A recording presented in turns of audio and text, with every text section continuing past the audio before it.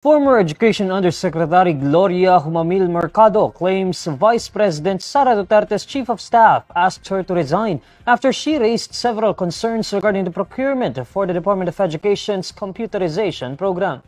During a House Committee hearing on Wednesday, September 25, Mercado says Undersecretary Zuleika Lopez asked her to resign after she opposed suggestions from former Education Assistant Secretary Reynold Munsayak that bidders should just discuss among themselves the fate of the bidding. Duterte was the DepEd chief at the time.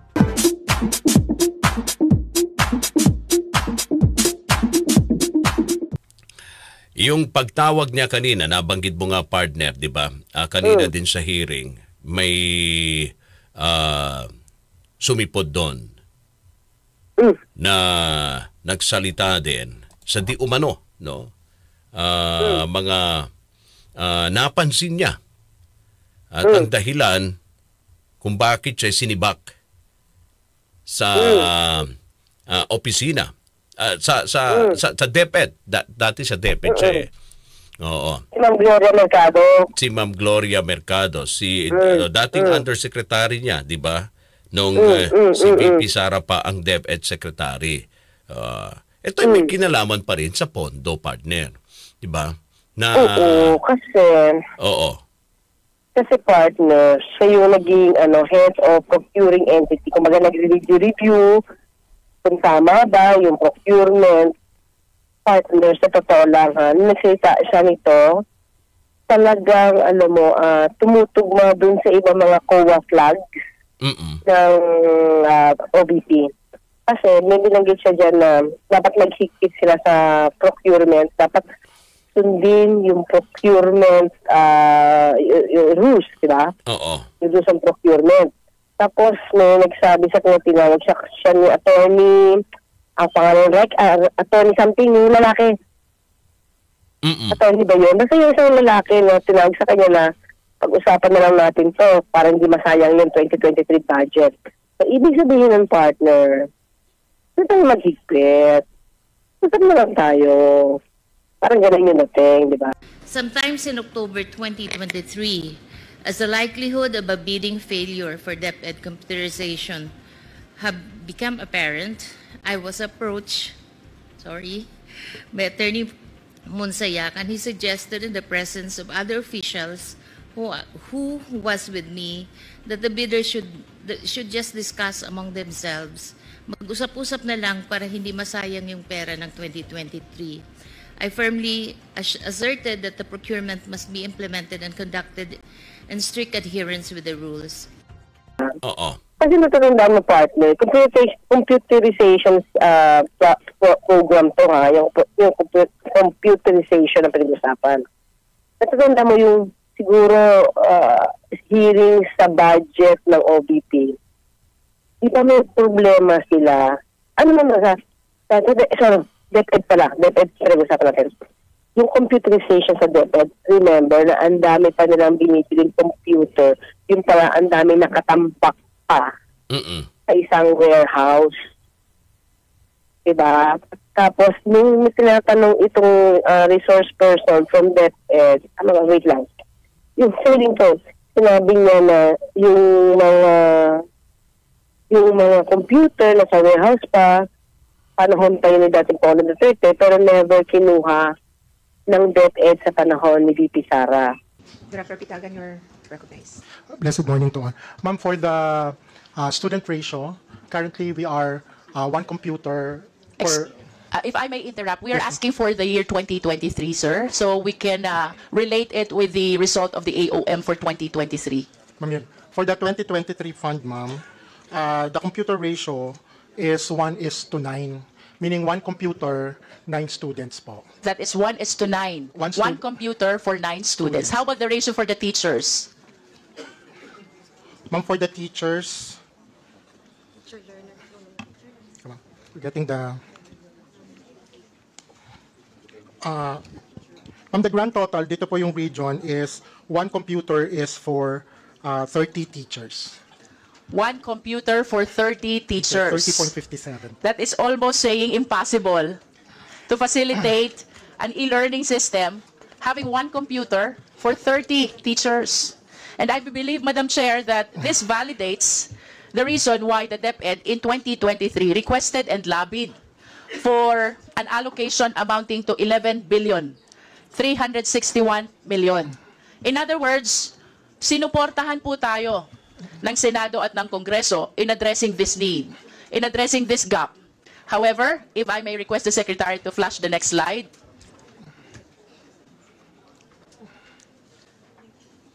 If I may invite your attention to the current appropriations. Ito po yung appropriation for 2023. The amount is 11 billion 361 million. However, ang naging utilization po niya is only 19.22%. That is equivalent by way of obligation to 2 billion 183 million and disbursement to 2 billion 75 million. So, bakit po sa tindi ng pangangailangan natin for ICT packages, Madam Chair, out of 11 billion allocation, bakit po 2 billion 75 million lang ang naging disbursement? Can we hear from DepEd? Please answer the question. May we direct Director Pitagan to answer, please? Thank you very much, sir. Ma'am, for the 2023, when the new administration came in, the priority was the continuing 2022. That's why for 2022 funds, we have the 92% obligation. Now, yung 2023, ma'am, tumawid ngayon siya na 2024. So right now... Madam Chair, if I may interrupt, Opo. parang ang hirap pong i-appreciate nung naging explanation nyo na ang priority nyo is continuing, which is the budget from 2022. Why therefore did you request for 11 billion for 2023? Kung sasabihin nyo ngayon, ang priority nyo is 2022, kaya hindi nyo nagamit yung 2023. Alam po ninyo, Mr. Resource Speaker, doon po sa amin sa Batangas, hindi po magkamayaw ang humihingi ng tulong na estudyante, teacher, and even PTA officers. Lahat ang problema nila, computer, laptop. Now we have this 11 billion budget.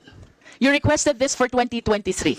Bakit po ang disbursement nyo 2 billion lang? No, So, this is 2023 budget. the 2023 budget... Current appropriation pertains to 2023 current appropriation. Yes, ma'am. Ma'am, yun nga po, if I may backtrack a bit, kasi po noong 2023, when we first came in, yung new breed of leaders, hindi pa po nagagalaw yung 2022. So naging priority po muna yon noong 2023. I will go back to my question, Madam Chair. If your priority is 2022, then you should not have requested for 2023. Kanina po may nabanggit na nasa warehouse. Ano po ba yung nasa warehouse? Ma'am, yung nasa warehouses na nabanggit, these are not these lots. Ito pong DepEd computerization program na ito po yung recalibrated DCP. Yung pong nasa warehouse, those purchased during 2020, 2021. 2020, 2021. Yes, ma'am. Ito pong 2022, ito yung 2023, ito po yung dinideliver pa lang ngayong 2024. Yes, ma'am. Madam Chair, I just wish to manifest my frustration about the significant delay in the proper bidding, procurement, and delivery of all this ICT equipments. Ito po'y kailangan ng ating mga public schools. As a matter of fact, I wish to believe na ito po ang dahilan kung bakit ang Philippine education ay nasa bottom ng ranking ng PISA. Mayroon naman po tayong budget. Why don't we act promptly so we address this problem in the Department of Education? Thank you very much, Your Honor, for that observation validating the need of technology for schools. Tapos may tinatanong dati si Congressman Luisto na ano nangyari sa pondo computerization, ba't humihingi pa kayo? Samantalang ang ginagamit niyo pala ay yung para sa continuing project. Parang ganun yung binanggit eh. So, yun din yung napanggit kanina ni ma'am, napag-usapan na natin para sa continuing project something, di ba? So, kaya tanda ni Congressman Luisto, bakit pa kayo hingi ng pondo kung ang gastusin niyo rin naman para sa continuing project sa computerization? Tumutugma yun, pagtanong ni Congressman Luisto, siguro pang ilang hearing siya, noong unang pang-hearing yun sa partner, ng hearing ng DepEd, na tumutugma dito ngayon sa sinasabi ni Ma'am Gloria. Okay? Para sa DepEd. So, nung inayawan niya yun, kasi mahigpit siya, di ba parang ayaw niya masira yung parang niya tagal-tagal na ngayon sa gobyerno, masisira pa. Yun, nakita na hindi siya team player. One point, Hindi team player si Ma'am Gloria. Kumaga, hindi ito basta-basta makakasama sa grupo. Oo. Pwede itong maging whistleblower in the future. Ganun ang dating. Kaya tinanggal siya. Resign ka na lang. Resign ka na lang. Parang ganun. Hindi nga na siya nag-resign kasi sayang daw yung 4 years niya. Kaya hinintay na lang niya yung period. Oo. Na para mag-retiro siya. Retirement. Partner, teka. Oo. Nandiyan na ba si Joyce? Naputol. Okay. May report sana tayo. Sige, partner. Di ba, tsaka sabi nga niya, may inaabutan siyang envelope eh. Yes. Oo. Ni VP Sara. Every month, nung siya yung naging head of procuring entity, may natatanggap na siyang envelope pero hindi niya binubuksan. Oo. Kasi, itong tingin ko, ang tanong, ba't mo tinatanggap? Hindi nga dapat. Alam ko yung feeling na ayaw mo tanggapin, pero ayaw mong ayaw niya naman ma-offend. Yeah, that's the word. Ayaw niya ma-offend si VP. Dahil si VP ang nag-recommenda sa kanya dahil estudyante niya daw to doon sa develop. DAP? Sa DAP? Din daw siya doon eh. Okay. So, naging estudyante siya doon at naging advisor pa siya sa thesis. Nag-thesis naman pala to si Sara. Akala ko, hindi pa siya nag-thesis. Sabi ko, mukhang hindi siya nag-thesis. Nag-thesis naman pala, pero hindi siya marunong humarap sa panel ng niya. Ng judges. Okay. Sige, partner. I-dig deeper pa natin itong mga nangyayari. Okay. Sa Office of the Vice President at gaano ba kahalaga ito para sa taong bayan? Kasi, siyempre, ngayon, ang hinahalo rito ay politika dahil malapit na nga ang eleksyon for 2025 para sa midterm. Pero ang para sa Pangulo ay matagal 2028 na. Pero ganun pa rin eh. Kinakabit pa rin nila rito ang politika. Kasi yung sinasabi ng 50,000 is para ang dating is para siyempre pag chami-chami na kayo pera ka, parang ang dating na isang hiya kang tumutol, di ba? May ganun eh. From yung point, dapat parang nakuha mo yung tao kasi binibigyan mo ng gifts. Ang tendency yung tao binibigyan mo is parang umuo na lang. Na yun yung ayaw ni Madam Mercado. Kaya dinonate na lang yung Clara Act. Diba? So, siyempre, yung nasabi ko partner. Pero ito partner ito partner sorry kanina wala namang binanggit ni Mama Mercado, ni Ma'am Gloria, na para saan yon? At saan galing yung 50,000 na nasa envelope? Nabusisi yun. Nahugutan siya ni Congressman Luistro, partner. Congressman Luistro, nahugutan ang sagot si Ma'am Mercado. Okay.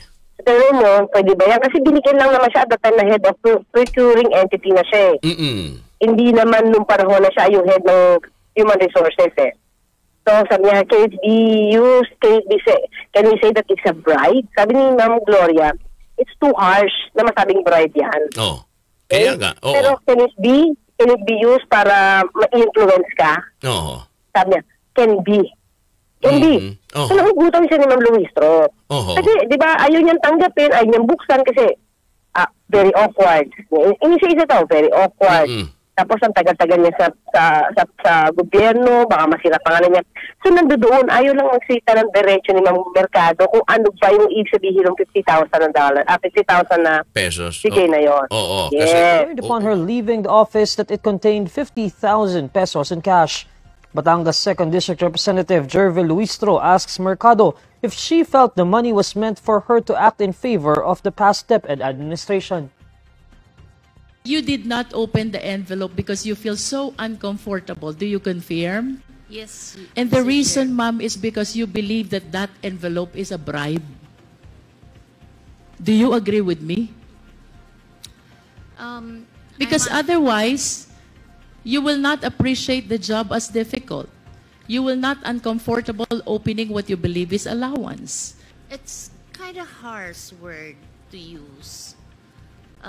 Bribe, because if or should I say it is a means to influence your decision being the hope? It could be. In a separate press conference, Duterte denies giving money to Mercado. Instead, Duterte accuses Mercado of soliciting 16 million pesos from a private company without authorization. In response, Mercado turns over to the House the alleged envelopes from Duterte, saying it was painful for an ordinary worker to be accused by the Vice President.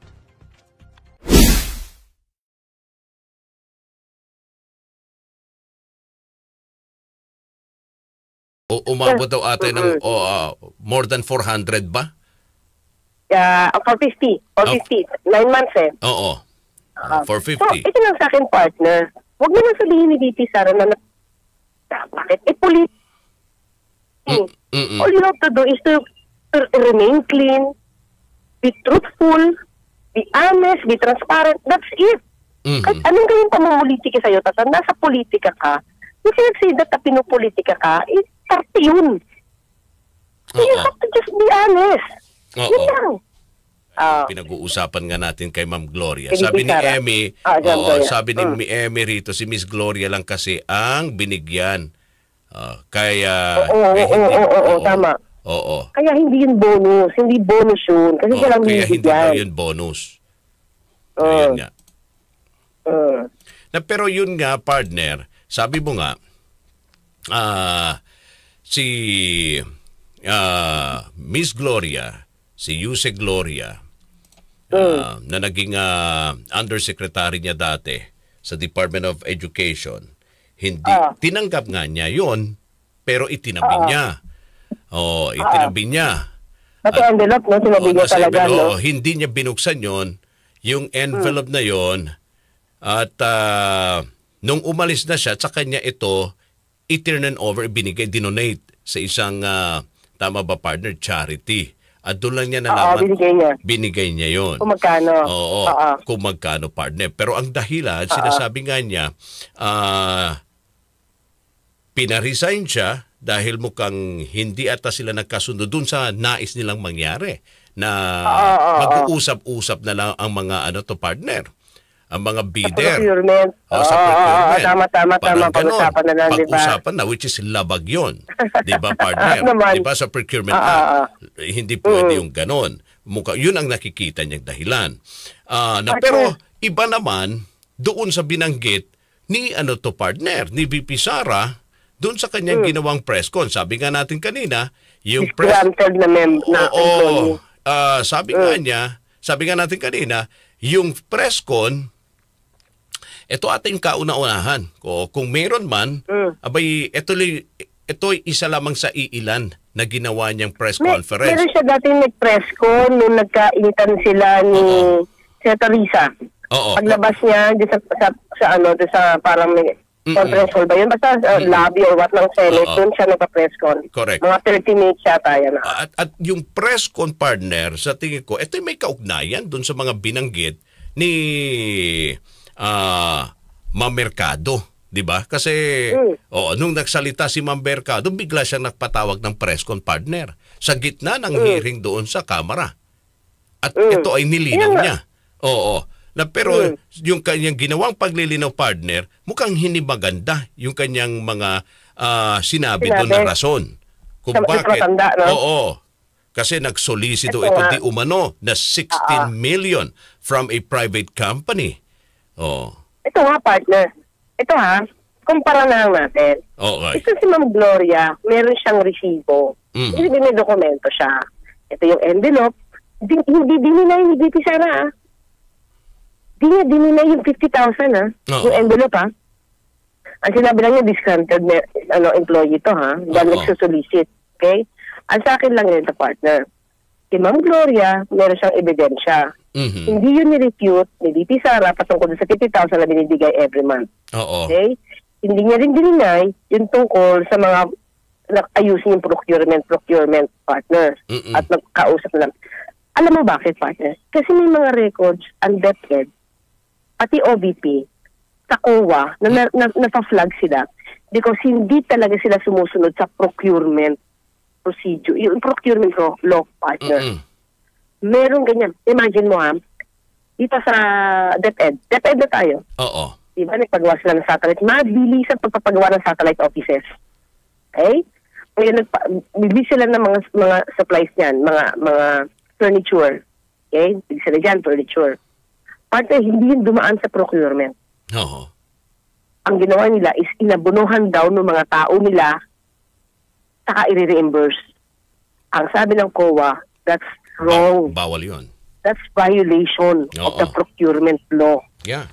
Ibig sabihin, partner, sanay sila na mag-violate sa procurement. Wala. Kasi parang ang nangyayari, pag tinilagyan ng COA, mali yan. Ano na, parang wala naman nagdidemanda sa kanila eh. Kaya okay lang na mag-violate kami ng procurement. Yun lang, puro flag lang sila. Dati yung flag sa procurement, partner. So, ibig sabihin, sumukang sanay ang DepEd through VP Sara. Gawin yun.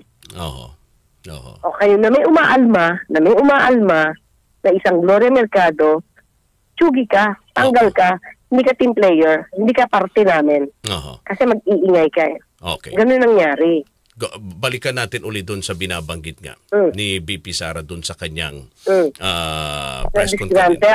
Bukod partner doon sa hindi siya aalis. Okay. Okay, hindi siya aalis. Pero etong mga tinatalakay sa hearing, 'di ba, ng Kamara. Sa tingin mo, partner, may ano ba ito? May mapupuntahan tungkol dun sa issue na pagsibak sa kanya? Impeachment, partner? Yeah, impeachment ba tayo o papaalis lang? Impeachment. Kasi, well, ang pinag-uusapan rito, partner, hindi malayo dun sa paglustay, di ba, ng pera. Partner, numbers din to eh. Kung pumasok man yan sa House, mukhang hindi papasok sa Senate. Kaya nga, diba? kaya nga. Okay. So, mahirap. Kaya tama nga si BP din, kung yun to, kung iyong... Hindi naman sa walang ground. Diba? Hindi naman sa walang ground. Kasi sabi niya walang ground. There can be grounds, pero numbers game to. So, ibig sabihin, kung marami siyang kakampi sa Senado, hindi pa rin siya uusad. Bilangin mo na dyan si Jinggoy, saka si Villanueva. Diba? Na kahit walang explain sa mga budget, gusto pa rin ibigay yung 2 billion. Diba? Ang disgrantor talaga, itong si Villanueva. Kasi yung talagang ngat-ngat dyan na dapat daw ibigay as a courtesy, as a tradition. Tradition. Sige, kahit magkaroon ng, kahit pala hindi naman i-account lahat ang pera, basta tradition bigay. So, ganun ang dating ni Villanueva. Dapat ba ganun? Senator Villanueva, dapat ganun talaga. Kasi itong tinatalakay ngayon, partner, although sabi nga ni BP kaya hindi siya pumupunta doon kasi wala naman siyang nakikitang partner dahilan at walang sustansya daw yung yung mga tinatalakay at papunta doon. Walang dahilan? Wala siyang nakikitang sustansya doon sa mga tinatalakay. Paano naman magkakaroon ng sustansya, partner? Siya tinatanong. So may tinatanong sa kanya, siya yung hindi nakakapagbigay ng sustansya dahil ayaw niya magbigay ng sagot. Kasi papunta nga... Tanong lang naman, tanong lang binibigay siya, tanong. So wala kang sagot, talagang wala magiging sustansya. Daig mo pa, si Alice Goo, sila Alice Goo umaatin, ikaw hindi. Kahit pa paano sila Alice Goo may sagot, hindi ko po alam. Siya ni wala. Diba? Kung ikukumpara mo naman sina Alice Goo, pati si BP Sara. BP Vice President. So, kumbaga parang may ako din. May say din ako para hindi pumunta. Yun nga. Kasi hindi naman niya mabibilanggo. Correct. Kasi may immunity siya. Kaya hindi siya po pwede papasay. Hindi siya mabibilanggo. Impeachable of siya eh. Yung office niya, pang-impeach lang hindi pwedeng matanggal basta-basta. Kaya nga partner Kaya yung natin rito, ang tinitignan natin, ito bang ginagawang hearing, papunta na ba doon? Kasi yun ang binabanggit niya. Impeachment, partner. Pinag-uusapan rito kasi... Parang hindi ko naaamoy. Hindi ka... morning po, Kongs. Since last week until yesterday po, nagpahayag na po ng strong denial ang House leaders about impeachment efforts against the Vice President. Pero hindi po namamatay ang issue dahil kahapon po nagsalita po ulit ang Vice Presidente at sinasabi niya pong may information siya about this from her close friends mismo dito sa House of Representatives. What is your reaction to this and why do you think is the Vice President insisting on the issue despite a strong denial from the House leadership? I've answered this before na, di ba nga, nakita nga po natin sa crystal ball dati na wala naman pong ganun na balita. Pero siguro, i-identify na lang niya yung mga friends niya na nagsabi para yung mga friends niya ang magsabi kung tama po yung mga nakukuha nilang informasyon mula sa grapevine. But dito po sa House of Representatives, wala naman pong ganun na napag-uusapan. Sa ilang oras at araw na ginugugol ko dito sa Kongreso ay hindi ko narinig yun. Ganun kasi talaga ang public service eh. Meron kang mga kaibigan na totoong kaibigan, pero meron ka namang kaibigan na gusto nilang may action.